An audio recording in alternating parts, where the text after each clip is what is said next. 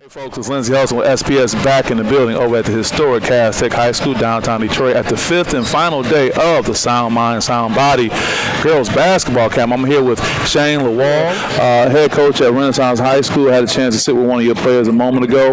But before we get into that, tell me what it means to be here at Sound Mind, Sound Body and what this week has been like for you and your program. Oh man, I'm thrilled that we're putting this together, man. I think it's great for not just my program, but for the city of Detroit and the kids in the city of Detroit, as far as the young black ladies in this, in this program. I think it's giving them a chance to be exposed to something that they don't get a chance to always be exposed to.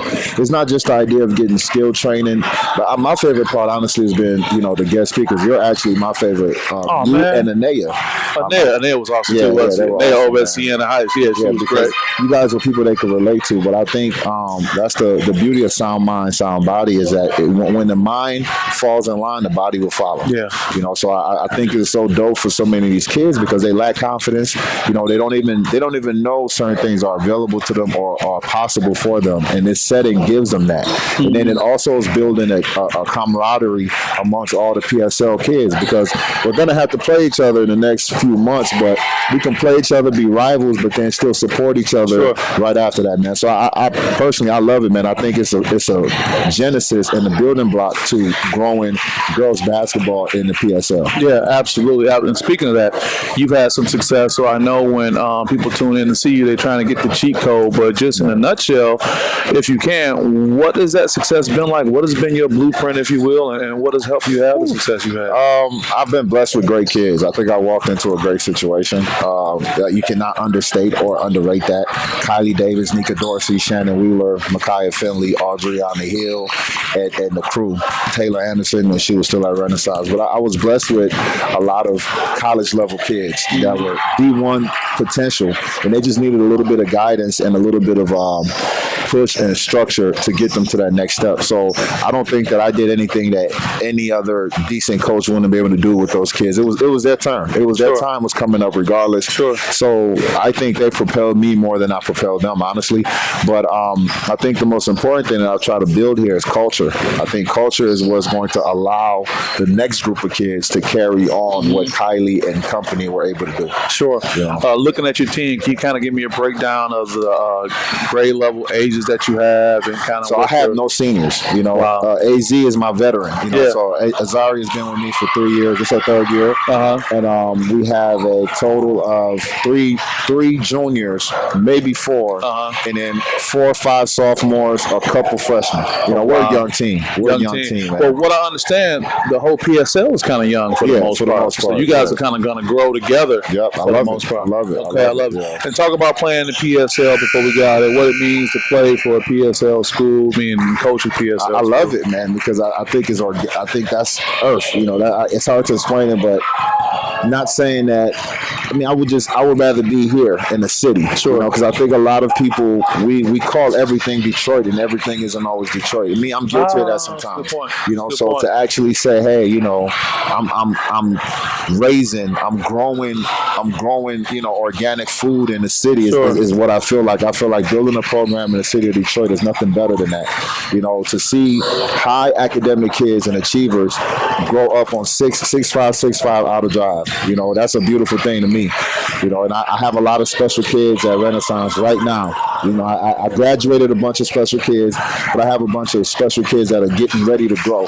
They don't completely have it figured out yet, but they have the right mentality to figure it out. So that's all that matters. Yeah, and they represent well. And lastly, what has brought you into coaching when I'm sure there are different paths you could have gone, but what has kept you here? When I was playing professional, my little sisters, I have twin little sisters, Ty and Kenneth Bello, they graduated from Southfield Lathrop 2016. When I was in the midst of my career, they always wanted me to train them. So I actually used to take a lot of my own training time to train them because they're 12 years younger than me. So we can't work out together. I would have to train them and then train myself. So in that process, it's something, a light bulb clicked for me. Like I'm actually pretty good with young girls. Like it was like, man, I actually do a good job of having that kind of the mix. feel handy effect. I like working with these. I like working with them, and they like working with me. And I think a lot of, I notice a lot of people sometimes they tiptoe around this because they think, girls don't want to be pushed. Girls want to be pushed. Sure. You just have to understand them in order to be able to push them. Sure. So I think it's just a perfect fit for me because I care, but at the same time, I'm not going to take less than what you can give. Sure. So that's why it works so well, man. And it's just about culture, man. It's crazy because I've had a abstract vision of what culture I wanted, but I had to make it concrete. And you touched on so many things. Like my kids, I don't know if you noticed, a lot of things you were touching on. My kids kept looking back at me. Really? Because it's like, and I'm just sitting back there like, I have to hear later. Okay. So if you ever see our practice jerseys or our shooting shirts, it says CHAMP on the back of it.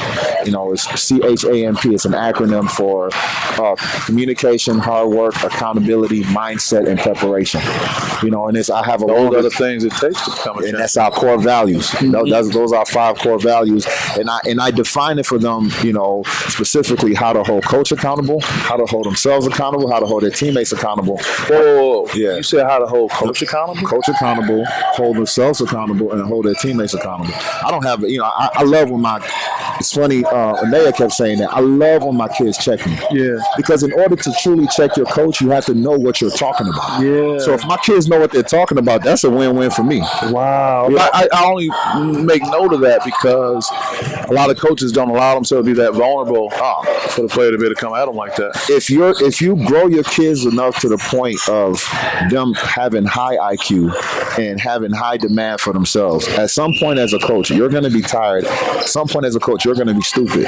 So you want your kids to be smarter than you and to be harder working than you in certain points to be able to stop there and push you. Yeah. Kylie used to do it. Christian Sanders, who she isn't here. She's actually with Track Life University. She was in the Junior Olympics in Houston. Yep. Yeah, Track Life is breaking all those records and stuff. So she's probably one of our best if not our best player. She's not here, but Christian, she's my point guard, sophomore captain, and I tell her she has to hold me accountable because that's how we all grow together. Having a positive mindset every day.